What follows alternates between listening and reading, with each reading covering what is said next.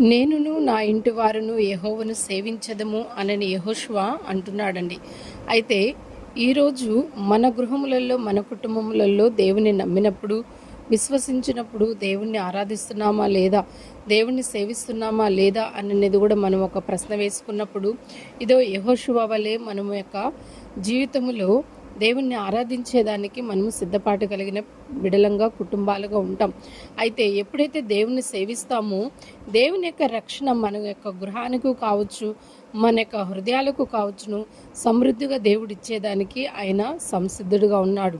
అయితే నీ ప్రతికూలమైన పరిస్థితులలో, నీ ఇరుకుల్లో, ఆర్థిక పరిస్థితుల్లో, అనారోగ్య పరిస్థితుల్లో, శ్రమల్లో, ఇబ్బందుల్లో, ప్రతికూలమైన పరిస్థితుల్లో ప్రతి విషయంలో దేవుడు నిన్ను తప్పించేదానికి ఆయన నీ పక్కన నిలుచున్నవాడుగున్నాడు. అయితే దేవుణ్ణి సేవించి ఆరాధించి యెహోషువ వలె మన యొక్క జీవితాలు ముందుకు వెళ్ళేవారుగా కుటుంబాలు